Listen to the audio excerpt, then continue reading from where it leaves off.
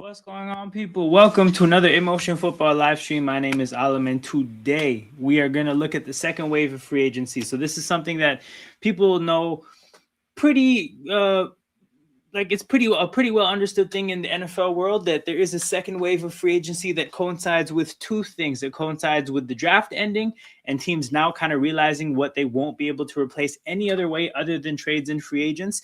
And two, the window ending for free agency signings to count against the comp pick formula. So there are teams in the NFL that are playing the compensatory pick formula in order to get draft picks a couple years from now. Or I think it's just a year from now. And they're hoping to keep their spending low strategically, and that restriction has been lifted. So, as a result of these two reasons, teams are going to have a newfound inspiration to sign free agents, and there are a handful of free agents left to sign. So we're going to get into all of that right now, people. Make sure you guys hit the like button and subscribe to the channel. I see a couple of my guys are in here. Sai's in here. Caden's in here. Good to see you guys. Shout out to everybody watching live. Make sure you guys hit the like button and subscribe to the channel. So here's what I put together. I put together a little list of what I think or who I think are the major free agents. And then I put a list of, I guess, teams that I think have some level of need. A team is either needy at that position or they're desperate at that position. And those are two different things. I think teams that are desperate quite literally do not have a plan in terms of who they're going to put on the football field come September. Teams that are needy, now they might have a plan, but the plan might not be that great, and they could stand to make the plan better. So that's what we have going on. I'm going to start with the receivers. So I think there's 5 receivers that kind of matter in free agency that have yet to find a home. You got Juwan Jennings, Deebo Samuel, Tyreek Hill, Stephon Diggs, and Keenan Allen. So Keenan Allen, slot receiver last year for the Chargers, fulfilled his role, can do something similar next year. Stephon Diggs was, you could say, a low-end wide receiver 1, but he was actually a functional wide receiver 1 in a relatively good offense. So Stephon Diggs, question marks about off-the-field stuff because NFL teams care about shit like that. Question marks about whether he's going to regress or not. However, Stephon Diggs, still valuable. Tyreek Hill, question marks over health for sure. We don't know what we're going to get from a health standpoint. Deebo Samuel might be ultra washed, but he has enough of a resume and enough of a reputation that he'll probably get another opportunity. And then Juwan Jennings, who apparently just wants a ton of money and is looking for a team to get desperate. So those are the 5 receivers. And I'm going to walk you guys through the rooms that I think are going to that have some level of need. So I have every depth chart open here. I'm going to scroll down to the first team. None of these teams, I think they all are some level of sorted out at receiver. Again, they have a plan that's either respectable or good. Okay, the first team, yes, it's the Indianapolis Colts. So I'm going to close this ad here so that I can talk to you guys about the Indianapolis Colts receiving core that has Alec Pierce and Josh Downs, I think, as like the 2 main receivers. But then beyond that, it's really, really light, which is why I've identified them as a team with a need.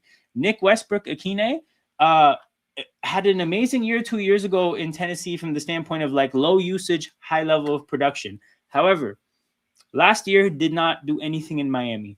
And then beyond that, you got Anthony Gold, somebody who's contributed here and there. Ashton Doolin, another, again, player that's contributed minimally, and then a 7th round pick, Deion Burks. So this is a very unproven wide receiver room behind Alec Pierce and Josh Downs, 2 players that you could say are unproven themselves, because Alec Pierce had his first 1,000-yard year. Josh Downs hasn't quite these are both players that they're counting to take the next step. But part of the issue here is that Alec Pierce is about to have a surgery and miss the whole offseason. So I think that the Colts could stand to add a receiver. That's my assessment of the situation. There's not enough here, I don't think. Now, I think the situation is made a little bit better by the fact that Tyler Warren is awesome, and he is, in fact, awesome. But I think that this wide receiver room could use a little bit of help. Again, one of the veteran presences to just have a little bit more higher of a floor. The next team we're going to look at is, not the Jaguars. They're fairly sorted. Kansas City Chiefs. Okay, so the Kansas City Chiefs, largely the same receiving core as last year. Now, last year they had a handful of injuries and suspensions, a lot of things that got in the way of seeing the whole room together at once. However, I would think it's fair to say that the wide receiving core was underwhelming last year. So while there could be this theoretical reality where Rashee Rice is his best self and Xavier Worthy takes another step forward and Jalen Royals takes another step forward, while I think that's possible, I do think that simply that's not good enough, especially with a Pat Mahomes coming off a major knee injury. I don't think that's the kind of these are the kind of circumstances where you're going to want him to have to be Superman next year and carry your offense. I think you're going to want to give him some respectable options, and I think it could get much better than this. So the Chiefs are another team that I have as a team with a need. Chargers, I think, are sorted. Oh, and then the Rams. I think the Rams have a unique need because outside of Devontae and Puka, they don't actually have any established receivers. You got Jordan Whittington and Kanata Mumfield, who've both seen some run on the football field last year, but still not proven options in any way, shape, or form. Like, ultimately, if you don't believe me, consider the fact that the Rams reached out about A.J. Brown and they considered Mekhi Lemon. The Rams themselves have kind of acknowledged that they need more than what they had last year. So between the fact that Devontae Adams is a year older, could regress a little bit, could be, a little bit more prone to injury at an older age, I could see them wanting to add a receiver. So the Rams have, I think, a wide receiver need. Now, again, I differentiated between needs and desperation, right? Everybody I just talked about, I think they have wide receiver needs. The Vegas Raiders, I think, have wide receiver. Like, they're desperate for a wide receiver. If you look at what they have, 6th-round pick Malik Benson, you got 4th-round pick and 2nd-round pick from last year, Jack Beck and Deontay Thornton. You got Trey Tucker in the who I think was fairly productive last year, and Jalen Naylor, who was a wide receiver 3. So if you ask me what they have here, I think they have 2 wide receiver 3s in Naylor and Tucker, and then 3 prospects that have proven absolutely nothing. So I think the Raiders are pretty desperate. Again, you have Brock Bowers. That's basically your wide receiver 1, but even still, you don't have enough. And I think if you're going to play Kirk Cousins and just sacrifice him this year, then maybe you're okay. But if you actually have any hopes of being good and competitive at all, or even forget competitiveness, if you plan to even just play Mendoza at all, then I think you need a better receiver out there. So I think their need is that of desperation. Miami Dolphins, another team that I think is desperate. Why? Because they're banking on a ton of uncertainty. Tutu Atwell and Jalen Tolbert, more or less, receiver 4s on their last teams. You're banking on them to take a step forward. Malik Washington and Taj Washington, 6th and 7th round picks from 2024, haven't really done a whole lot the last 2 years in the NFL. They obviously played a lot more last year with Tyreek getting hurt, but nonetheless, you're banking on them taking steps forward, right? Caleb Douglas, Chris Bell, and Kevin Coleman, 3rd and 5th round picks from this year. You're banking on rookies. So again, there's no floor here.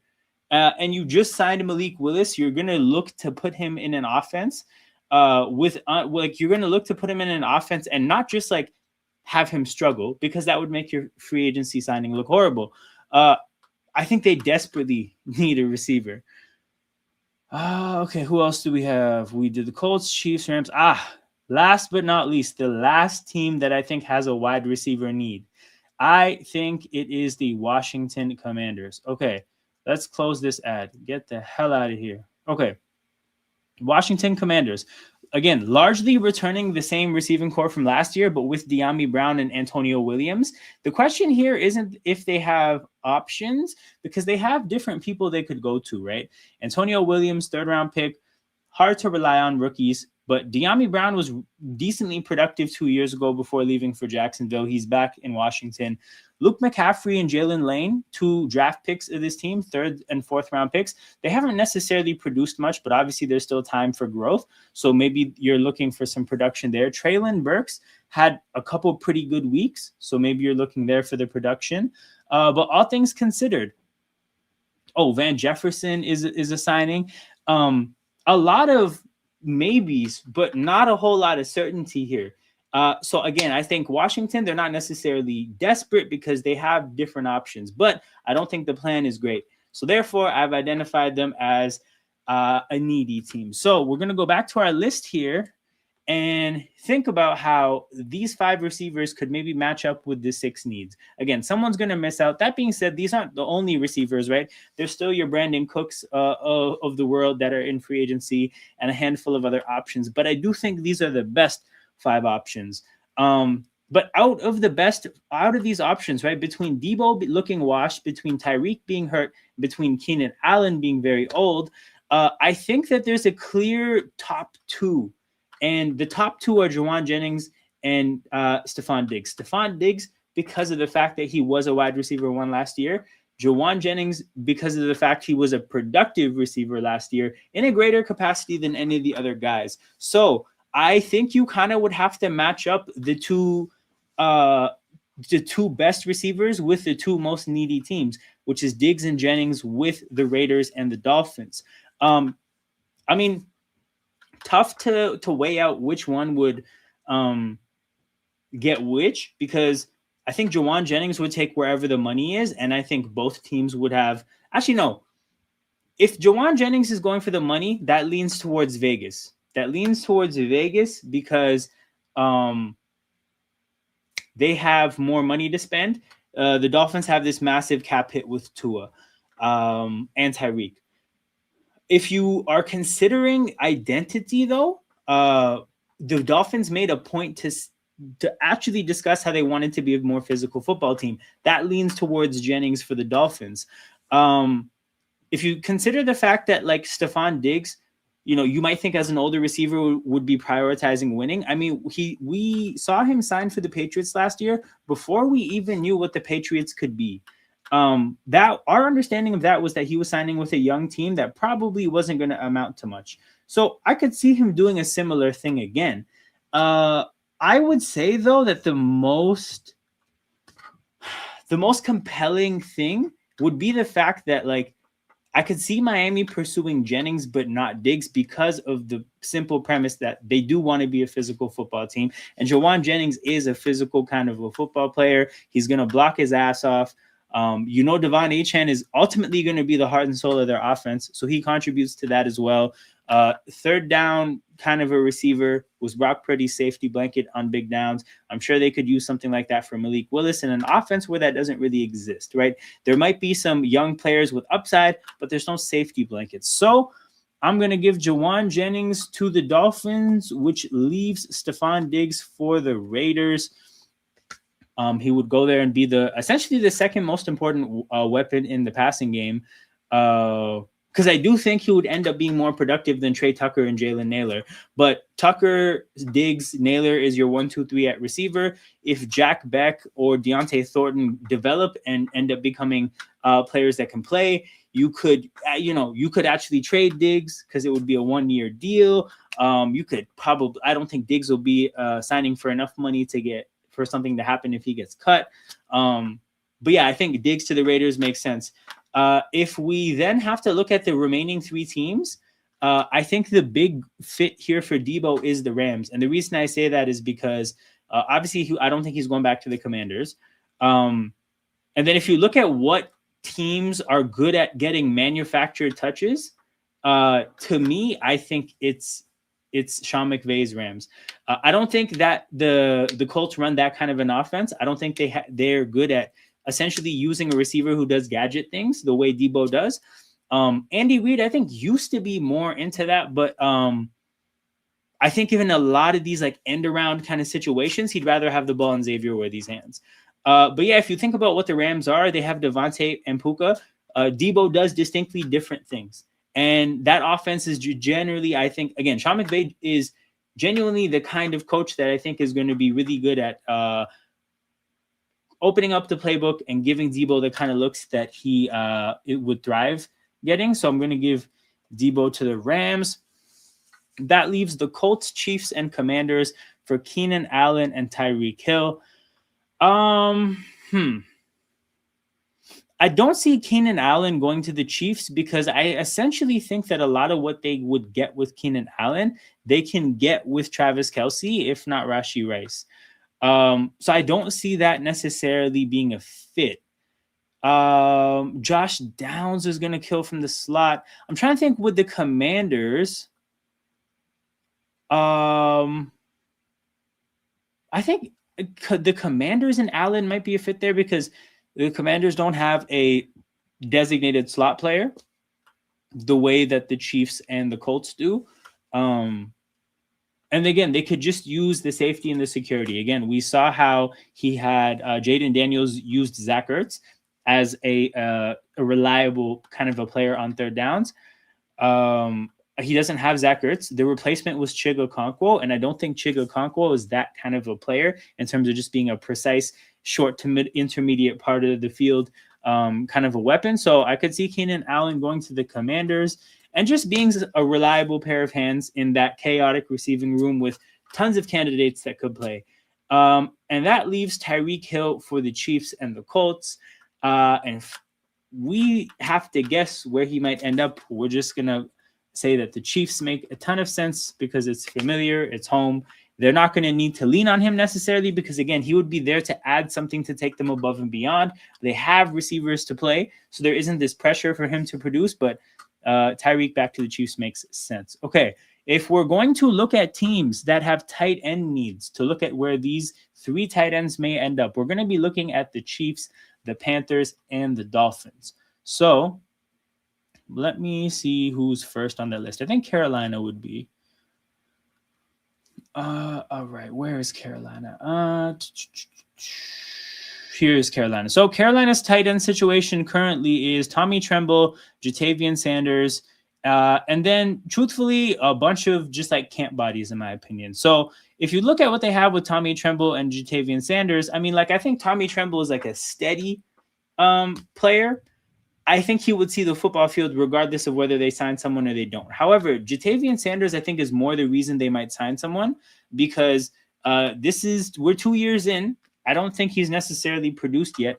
And I think they've done quite well at wide receiver with the Brazel pick or the Brazel. I don't know how his name is pronounced. But between Tedero McMillan, Jalen Coker, Brazel, and whatever you could get from Xavier Legette, whatever that is, you're pretty good at wide receiver. I think the best way to round out this offense for what it could be is to upgrade the tight end spot.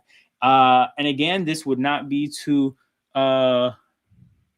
what's up, Howie R. Bears. Howie R. Bears, what a name. What is that? Where did that name come from? What does it mean? I'll tell you what you missed in a second. But yeah, I think the Panthers could definitely use again to complement Tommy Tremble, more of a receiver at tight end. The other two teams that I think the other two teams were the Chiefs and the Dolphins.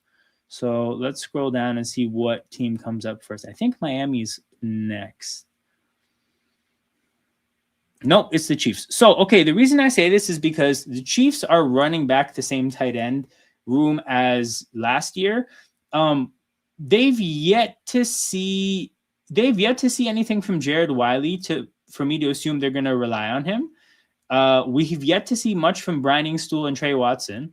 Noah Gray, I think, is actually not necessarily the same player he was. I think we've seen better years from Noah Gray. And then the other thing to consider is just how old Travis Kelce is. So it's not even just about what is life going to be like when Travis Kelce is playing, but you kind of have to factor for the fact that he might not be playing. So I think the Chiefs could definitely use another tight end. This isn't necessarily going to be like somebody that they need to rely on every single week, but they might be able to benefit from signing somebody who could play, but also sit on the bench if Kelce is doing fine and he's healthy.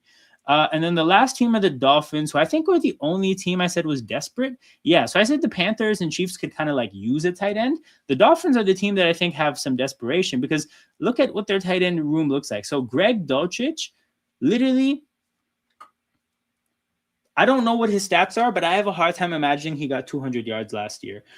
This is a player that I remember from the Broncos being a tight end 3. Like Dulcich is a tight end 3. He's currently penciled in as the starter.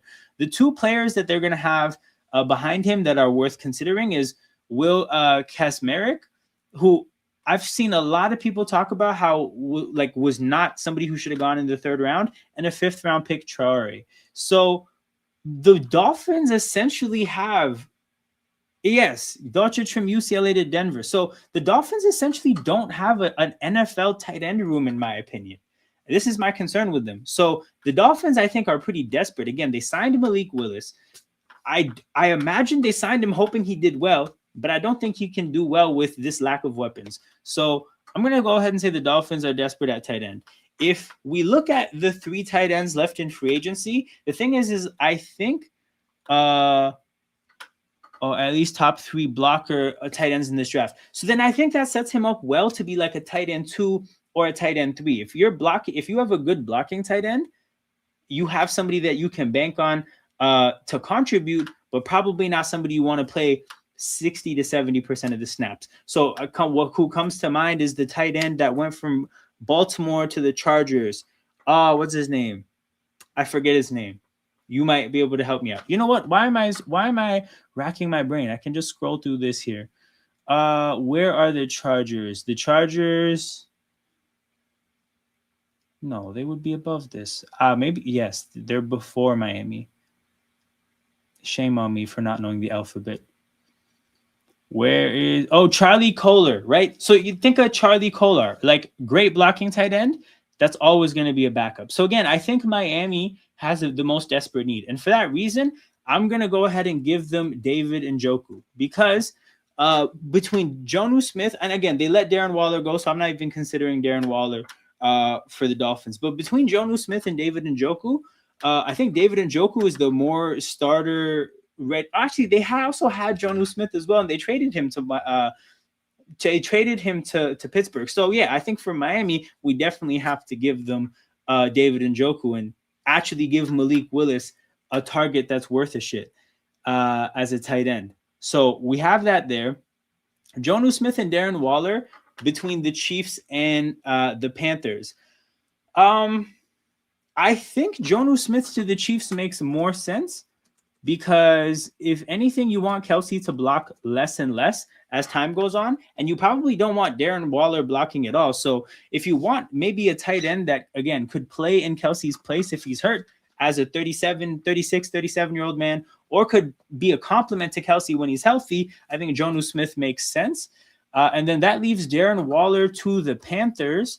And I like that there because I don't necessarily think the Panthers need a ton of things from tight ends. I think they could just use some big play capability. And we saw Darren Waller show flashes of making some plays in Miami last year. So I think that's a pretty decent way to find homes for the 3 tight ends that, again, I identified as like tight ends who are worth a shit.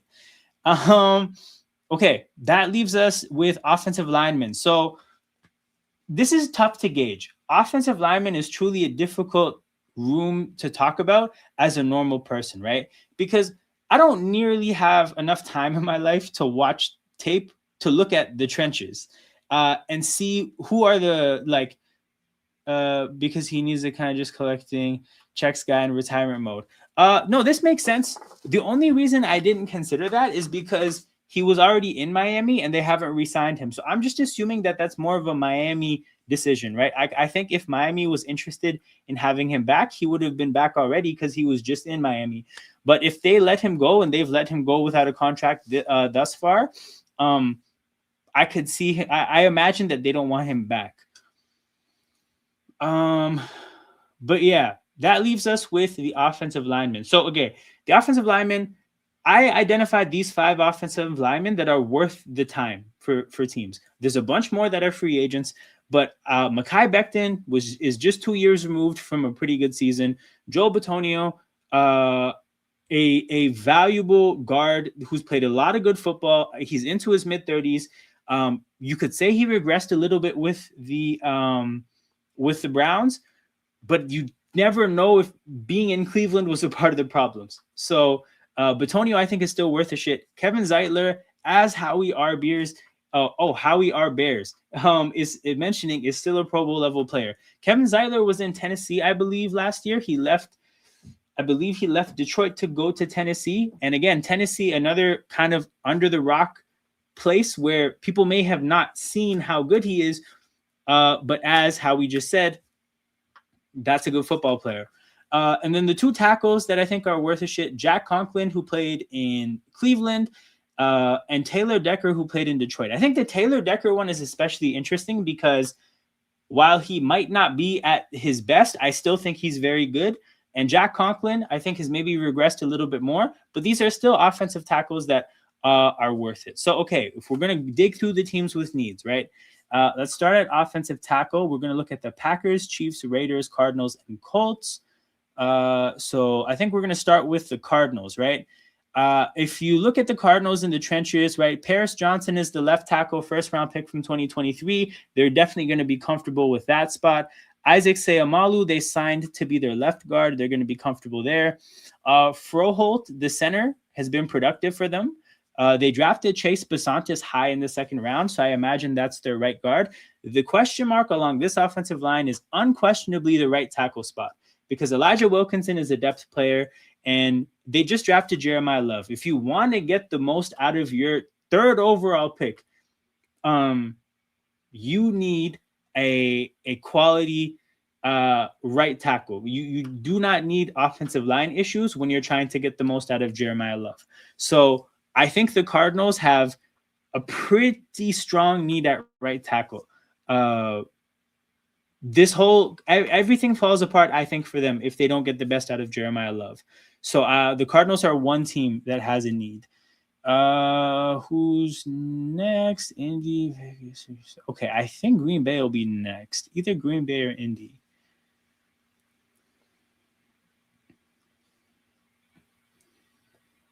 Okay, Green Bay. So the reason why I say Green Bay has a tackle need is because they lost Rasheed Walker last year, who was their left tackle.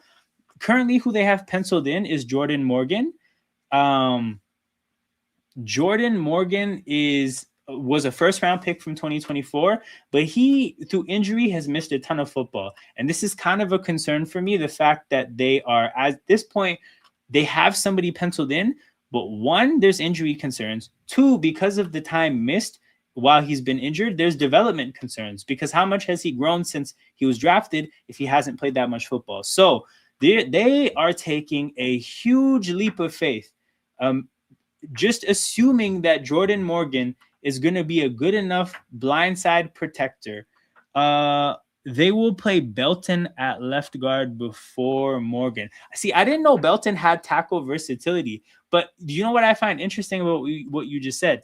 If they go Belton at left tackle, then I think they have a guard problem there, because at that point, the projected guard would have to be, I think it would have to be fifth-round pick Yeager Burton. And I'm not a big fan in believing in a fifth-round, or not believing, but assuming a fifth-round rookie is going to get the job done. So I say that to say, I'm curious what you think, Howie. He was an offensive tackle the entire time in college. Appreciate that. Okay, so then we're actually going to pivot here. We're going to throw Green Bay as one of the guard teams. So where did I put the Packers? We are going to throw the Packers into the pile of teams that needs a guard. Chiefs, Raiders, and then Colts. Where are we? Chiefs, Raiders, and then Colts. So the big change for the Colts offensively is that their right tackle, Braden Smith, went to the Texans. So as of right now, they have fourth-round pick from last year, Jalen Travis, who was a prospect that had a lot of believers in the NFL. I know the Eagles were interested in Jalen Travis. That's the spot on their offensive line where I think they have to be careful about, because for fourth-round pick, who we haven't seen play in the NFL yet, he could be good, he could not be good. But again, I don't have the Colts as a team that has to sign an offensive tackle, but there's a chance Jalen Travis isn't ready yet. If they want to give themselves insurance, they could sign someone. Again, I identified Conklin and who's the other tackle? Oh, Conklin and Decker. For a team like the Colts, maybe a Cam Robinson is good enough, right? Because I think Cam Robinson actually hasn't played the best ball his last couple teams, but you also don't necessarily need a starter. Like, you need someone to just stop the to just insulate yourself against embarrassment in case Jalen Travis isn't ready.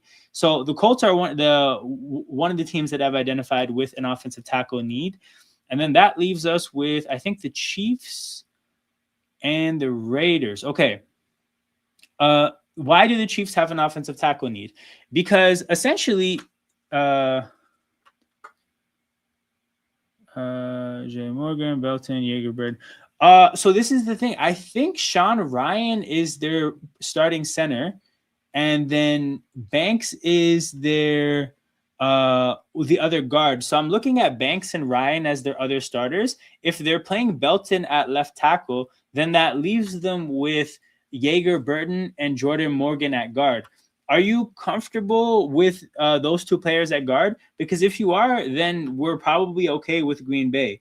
But again, I'm treating Ryan as the starting center, Banks as one of the guards, Belton as the left tackle because you helped me see that. And that leaves us with Morgan and Jaeger Burton as guard. If you think Morgan and Jaeger Burton as guard, Jaeger Burton and Morgan are like good enough at guard, then we can go ahead and just scrap the Packers out entirely, because we're definitely going to have some team miss out. But yeah, no, that definitely works with me. Where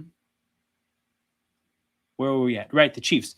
So the reason I look at the Chiefs here is because they've had the right tackle the right tackle options they have right now, they had on their roster last year. They had Jalen Moore last year, the free agency signing from San Francisco, and they had Wanye Morris on the roster last year. Ultimately, they chose to play Jawan Taylor, who I think has. Did the Chiefs draft an offensive tackle? They did not. They did not draft any offensive lineman, amazingly. So yeah, the Chiefs are up to this point are just relying on options that they had last year, options that they didn't think were better than Jawan Taylor. And as somebody who's not a huge fan of Jawan Taylor, I take that to mean that like they're just not good enough. So I'm doing some assuming here, but I think yes, then the Chiefs I think need to sign an offensive tackle. So that's the next team. And then who does that leave us with? The Raiders. Okay, the Raiders. This one's a little bit more iffy for me because they have a right tackle that's been playing. Their right tackle is DJ Glaze. Yes, they lost Jawan Taylor and they haven't replaced him. DJ Glaze is a player that, I'll put it this way. I don't think he's done well enough up to this point to just take for granted that he's worth giving snaps to.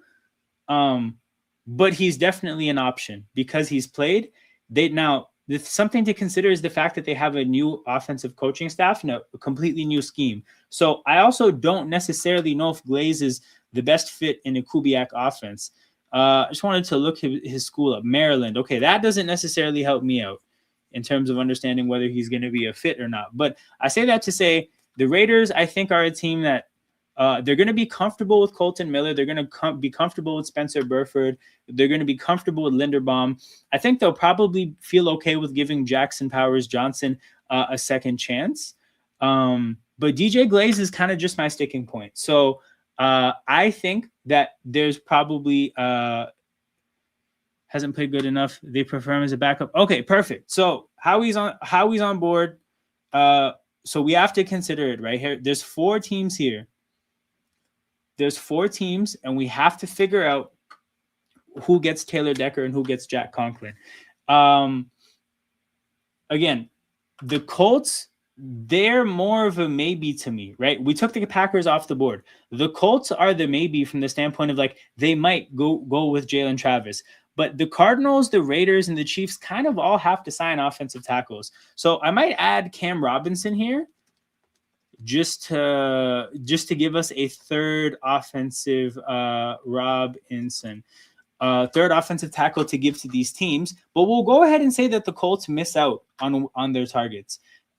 Taylor Decker, where does he end up? I think the key thing to consider here is that who's going to offer the most money, because he's still a damn good player. Between the Chiefs, the Raiders, and the Cardinals, I think the most cash-rich team is the Raiders. We've seen how they've spent money. Um, we know that the Cardinals are still paying Kyler Murray. 100%, and he's injury prone, kind of sucks, and should be a backup. Okay, interesting. So if Taylor Decker is 100% left tackle, then the fit doesn't really exist. Hold on. If he's 100%, because every team that I've looked at has been in need of a right tackle. I don't necessarily know if it's a team. So, Howie, the question is, if there's no left tackle teams out there, then do you think he just like do you think he would rather sit out than make the switch to right tackle? With Conklin, again, like the tough thing is like we are in the desperate part of free agency where there's not a ton of other options. There's a Sarcasm City raid. Shout out to the people pouring in from Sarcasm City. We are talking NFL free agency. Feel free to hit the like button and subscribe to the channel. He will wait till training camp and preseason injuries. Okay. Valuable insight here. Pretty valuable insight. The thing is like everything you said about Conklin, I kind of feel the same way about Cam Robinson from the standpoint of like, I don't think he's good enough either. The issue more is just the fact that like there's not great options out there. You know what? Let me go through the list of offensive tackles with you, Howie, and see if there's anybody that you think we're going to organize by market value. Okay, so we talked about Taylor Decker. Jawan Taylor signed with the Falcons. Cam Robinson, we already talked about. Man, appreciate you, hello person.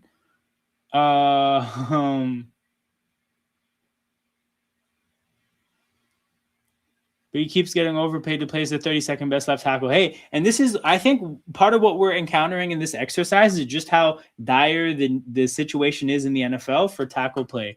But Cam Robinson is now. Oh, Jonah Williams. What do you think about Jonah Williams? He played for the Cardinals last year.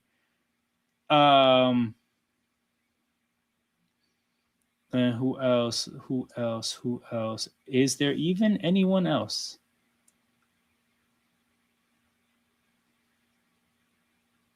No way. Sterling Shepard. Cornelius Lucas, that's a depth player for sure.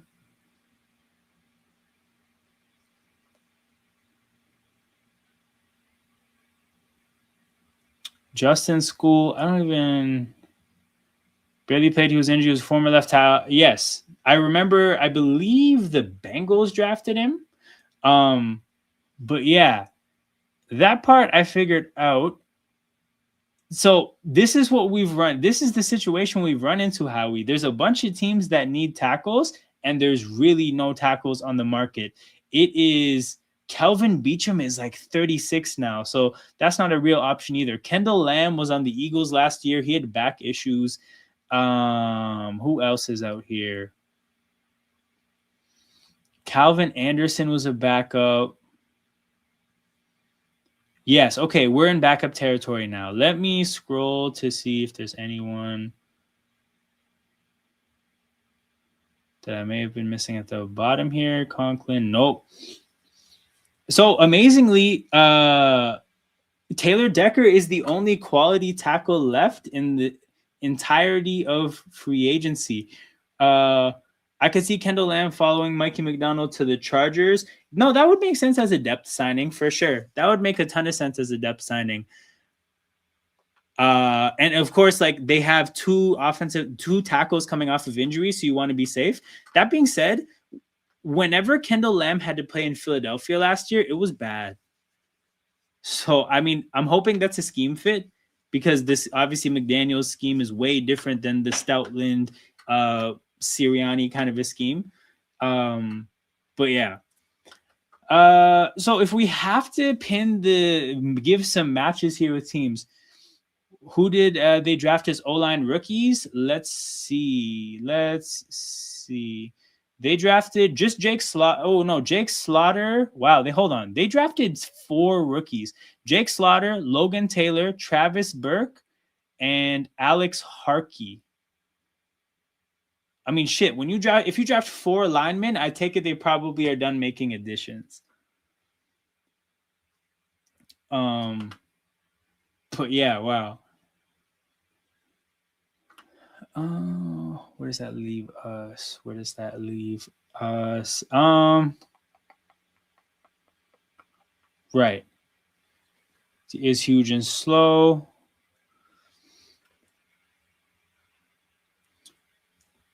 I think out of these teams, the Chiefs have the most desperation because they want to protect a quarterback off a major injury. The Raiders have the most cash, but the Cardinals have a pretty strong incentive too. Do you think any of these teams could pay? Actually, no. Who could swing their tackles? But if I was the Cardinals, I wouldn't want to move Paris Johnson. If I was the Chiefs, I wouldn't want to move Josh Simmons. Like 2 younger players, I don't want to mess up their development by making them switch for Taylor Decker. And then, the Raiders have Colton Miller. I don't think I don't think there's any Taylor Decker teams then. So we're just gonna go ahead and say that Taylor Decker waits till training camp.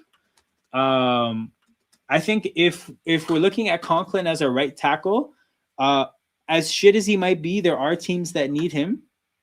We'll say that he goes to. Okay, who has the shittiest option immediately? I think the team that has the shittiest option immediately is probably the Cardinals.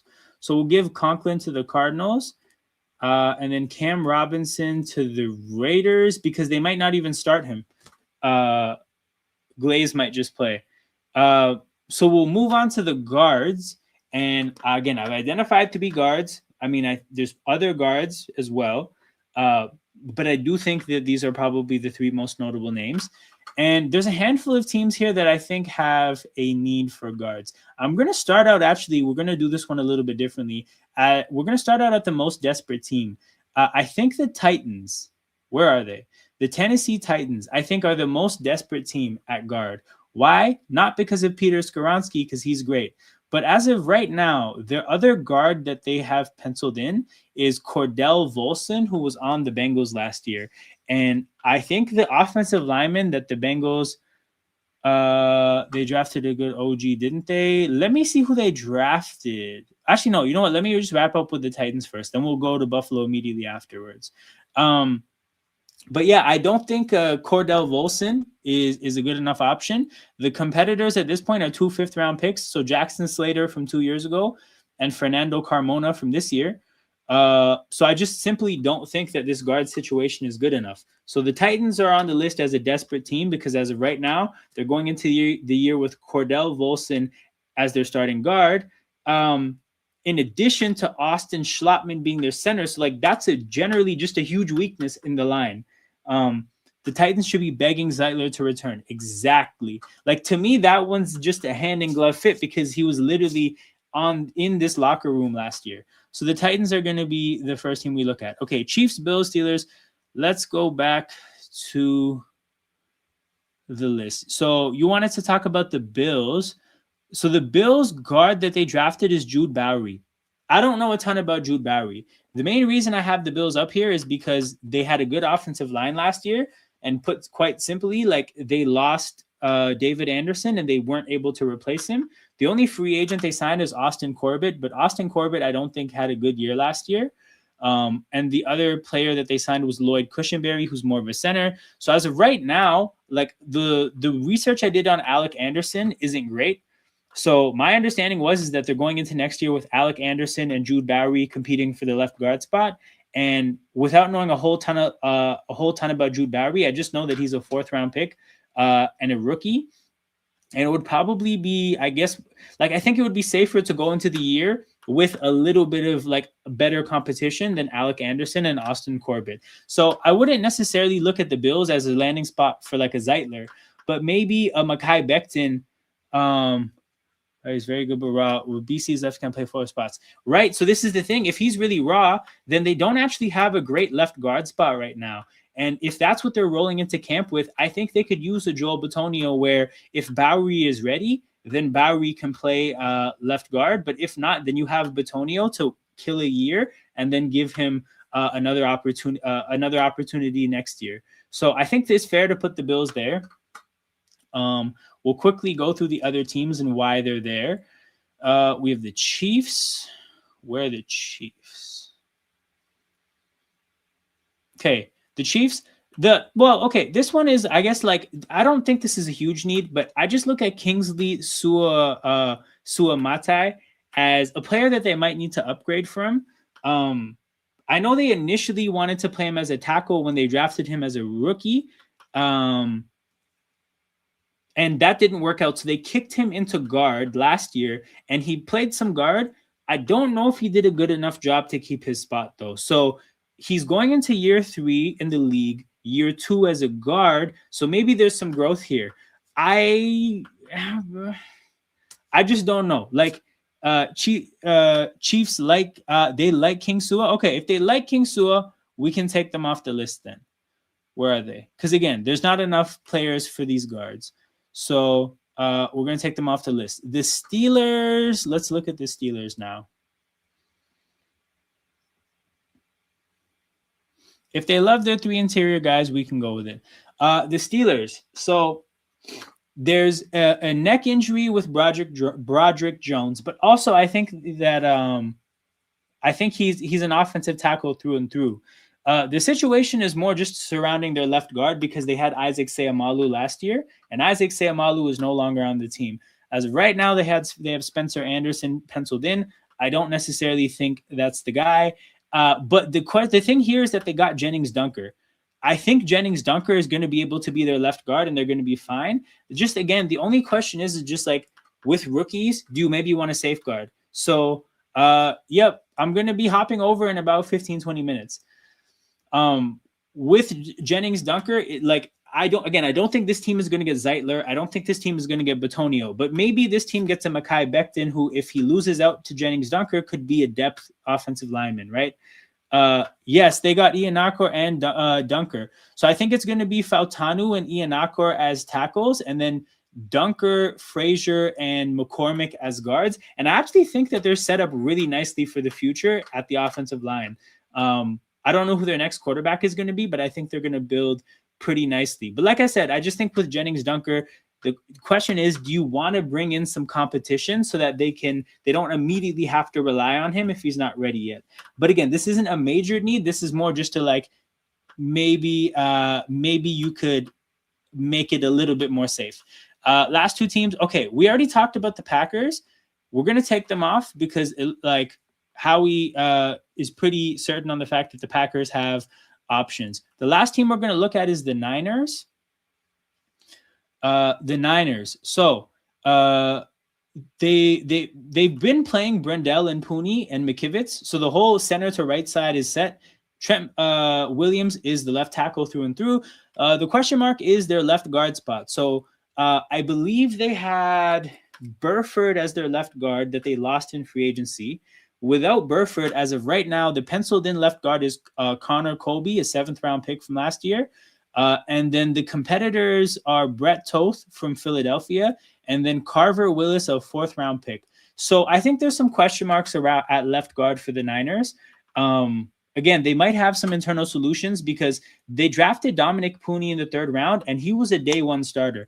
I don't know enough about Carver Willis to know if he's the same kind of a draft pick, but the Niners kind of do hit with these late round picks on the offensive line. I think Shanahan's scheme doesn't necessarily always need the most elite offensive linemen to simply just run. I think he would benefit from having better offensive linemen if he really wanted to execute at the highest level. But all things considered, I think what's it called? I think some competition at left guard would have them in a better spot. So we have 4 teams. We have to be guards. You know what? Me and Howie kind of figured this out in the chat already. Titans get Zeitler, Batonio to the Bills. And then the question is Becton, do the Steelers or the Niners get him? I think the Steelers, SF will probably try 5 options in practice before even thinking about a free agent. Interesting. So I think if you look at it between Jennings Dunker, I think Jennings Dunker is a more solid option at offensive line. So I think they would be less desperate to go for a guy like Becton, but Becton is more of a Pittsburgh kind of an offensive lineman. I don't think Mekhi Becton would work in San Francisco at all. Keep San Francisco as an OG team to watch. So you know what? We'll go ahead and say that we'll go ahead and say, just throw this out there. Mekhi Becton waits until training camp. So we got a couple players that are going to have to wait till training camp. Going to our last two needs now. We're looking at the edge spots and corner spots on a few of these defenses. So I don't think there's a whole ton of options here, by the way, in terms of like quality options, right? Because you have your Hassan Reddicks. You have your Hassan Reddicks, and then there's somebody else. Oh, I was forgetting someone. But the point is Jadeveon Clowney, right? I think you have some designated backups, but if you're talking about players that can come in and maybe start immediately, I've outlined Joey Bosa, Cameron Jordan, and L'Jarius Sneed. Again, I think there's a lot of depth available in free agency at these spots, but these are the three starters. So I think these are kind of complicated positions to assess on teams because there are different philosophies about how many players you want to play, right? So some teams believe in rush having a 4-man pass rush rotation. Some teams rotate 3. Some teams play their starters a lot. Some teams properly rotate. 10 years experience with that makes a ton of sense. But as you can see there, I have a ton of teams here that could use edge rush help. So, Howie, I'm going to need your help here. We're going to run through some of these teams. I'm going to be kind of quick about it because I can't stick around for too much longer. But I'm going to point out why I think a bunch of these teams could maybe use some help at the edge spot. So we'll just start from the bottom, right? Okay, what do the Titans have so far? No, wait, that's not the Titans. These are the Commanders. I don't think I had them on the list. Nope, I didn't. Okay, Titans. At edge right now, they have Jermaine Johnson, Keldrick Falk, and Oladejo. And Jacob Martin and Jermaine Johnson as the new additions. So my thing is here, I think Jacob Martin is a depth piece. Jermaine Johnson is a quality starter. But between Oladejo and Keldrick Falk, you have, if you have Keldrick Falk starting, then it's a depth issue, and then a depth issue is a whole different kind of signing. Again, you're talking about the Hassan Reddicks, so we move from the Titans. Okay, next team we're gonna look at is I don't think I have the Bucks here. No, I don't have the Bucks. All right, next team, Niners. The Niners don't necessarily have a starting need because they have Mykel Williams and obviously Nick Bosa. I think they need depth because as of right now, their depth is Keon White and Romello Height. I wouldn't want both. I would want them two with a third rusher. Like I would want maybe somebody to compete with both of those players. I wouldn't want to just hand them their spots. But the Niners, they don't need a starter. Okay. Next team on the list. Did I have the Seahawks? Okay, so the Seahawks, it's a little bit different. It's a little bit different with the Seahawks, right? Because they have DeMarcus Lawrence, Uchenna Nwosu, and Derek Hall. These were all players who played for them last year. However, if you remember watching the Seahawks last year, heavy rotation at the edge spot. And a part of it, one of the players that played a lot was Boye Mafe, and they don't have Boye Mafe anymore. So the question becomes, do they get a Boye Mafe replacement? Why? Because they didn't draft an edge rusher. If you look through their depth chart, there's no rookies here. So they didn't draft somebody to replace Boye Mafe. Obviously, again, the question is going to become, do they end up do they end up signing someone to replace Boye Mafe? And I think that they're real candidates. So we're going to keep Seattle as a candidate. Next team. Pittsburgh Steelers, no. Eagles, not after the Grenard trade. Jets, no. Because they have bodies. Like, obviously, they could be better, but they have bodies. Giants, no. Saints. Did I put the Saints up here? No, I think it's because the Saints have bodies, too. Patriots, they have bodies. Minnesota. So Minnesota, the reason I say this is because they also didn't draft an edge rusher, and they lost Jonathan Grenard. So they're probably going to want to get some of Grenard's snaps back because they have Dallas Turner waiting in the wings. But I don't think Dallas Turner is ready to play all of Grenard's snaps. So you probably want a backup that has the ability to play some quality snaps. However, it's kind of like a Boye Mafe situation where you want a quality edge rusher off the bench, but you don't necessarily need a starter. So it's not quite the same.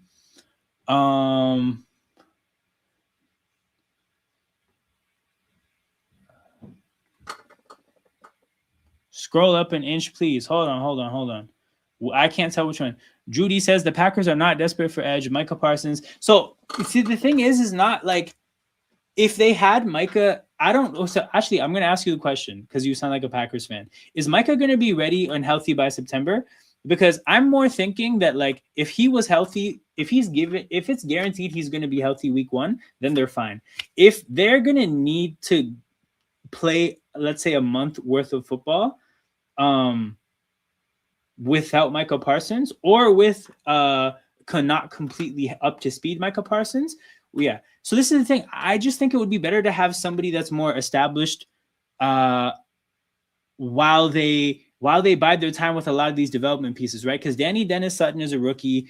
A lot of these other players, I think, are more like developmental parts of the Packers roster. And then Lucas Van Ness is obviously a first-round pick that they see getting better and better.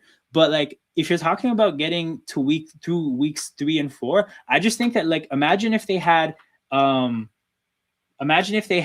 Cam Jordan or a Joey Bosa to get through those 3-4 weeks, and then you get Micah back, and now you have a hell of a rotation. So like, okay, maybe desperate's the wrong word, but I kind of think that it would be important to not just rely on everybody else without Micah. But appreciate the insight, because the thing about football is that like it's pretty hard.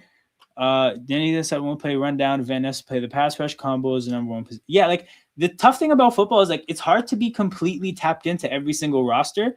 So I heavily rely on fans of different teams to like fill me in on what the situation is with their rosters. This is pretty valuable information, Drew. Thank you for like running off these names. Where was I at? Miami. I don't think I put Miami on the list. No, I did. Okay, so the thing with Miami is that like, where are they? As of right now, they have David Ajabo and Josh Uche playing pretty important snaps, and I don't think that's good enough. So I think that they should consider it. Okay, this is Vegas. I'm going to get you to Green Bay in a second. I didn't put Vegas there. This is the Rams. They don't need anyone. Chargers. They went for a rookie pass rusher in the first round. Okay, you know what? Screw it. I'm just going to go to Green Bay. Okay, yeah, Green Bay. A lot of the names that Drew threw in the chat. You got Lucas Van Ness, Danny Dennis Sutton, Baron Sorrell, Brenton Cox, Colin Oliver, and then Aaron Mosby. Reportedly will be a hybrid though. Well, who's the defensive? I forget who the defensive coordinator is. Let's look it up. Packers defensive coordinator. Oh, it's Jonathan Gannon. Oh, I'm familiar with Jonathan Gannon. Okay, Gannon is a true hybrid.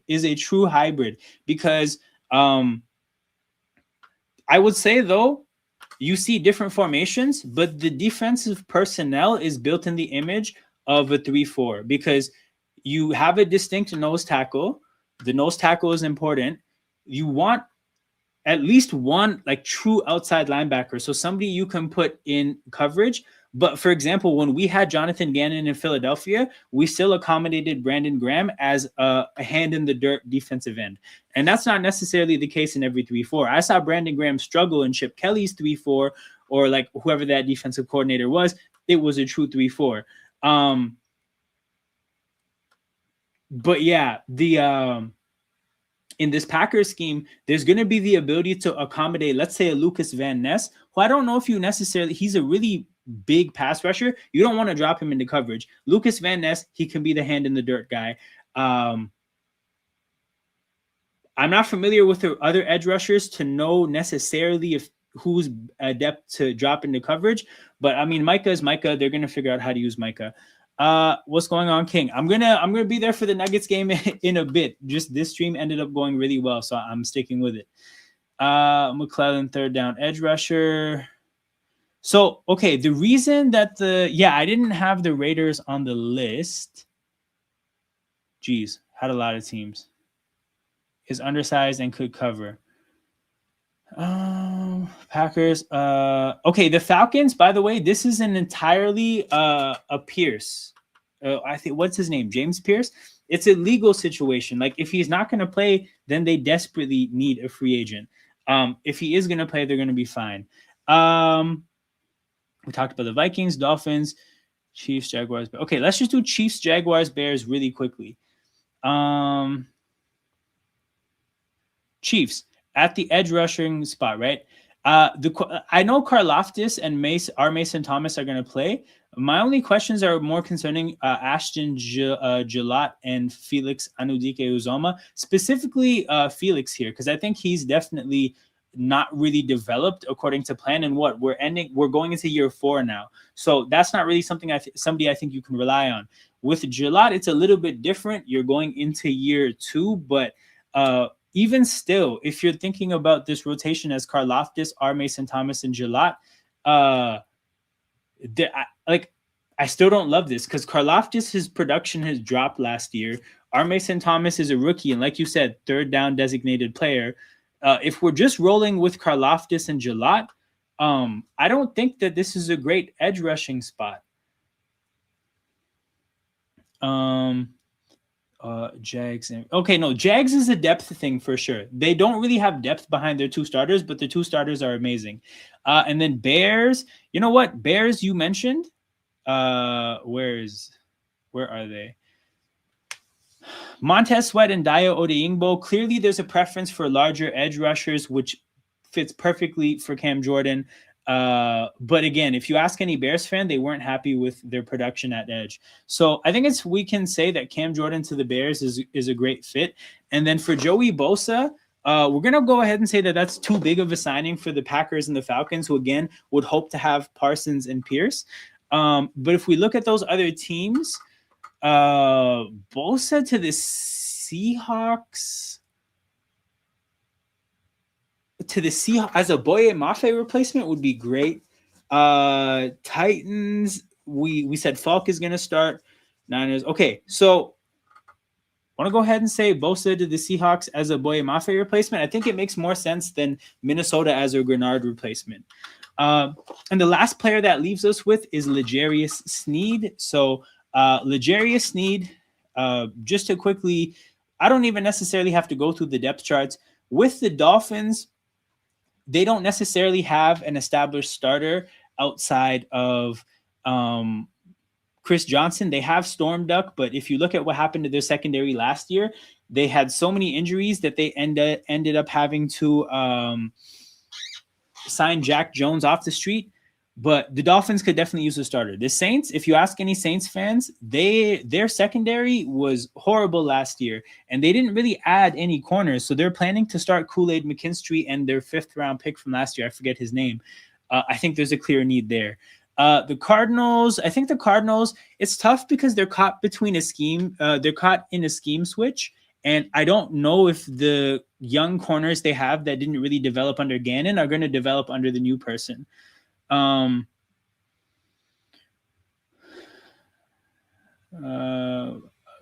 Safety. Okay, interesting. The Vikings, from their standpoint, they have Isaiah Rodgers and I think it's James Pierre, but that's not nearly good enough. I'm sorry. Isaiah Rodgers and James Pierre is not good enough at outside corner. And then with the Seahawks, it's again, they lost Tariq Woolen and they didn't replace him. Out of all these teams, though, I think the best spot in terms of what L'Jarius Sneed would want from going Kansas City to Tennessee, I think the Seahawks are a great fit, even just from a playing style standpoint. But if you go from Tariq Woolen to L'Jarius Sneed, I think you'd be pretty happy if you're Seattle. So that's the little exercise I wanted to do with you guys, people. Shout out to everybody in here. This was a lot of fun. Make sure you guys hit the like button and subscribe to the channel on the way out.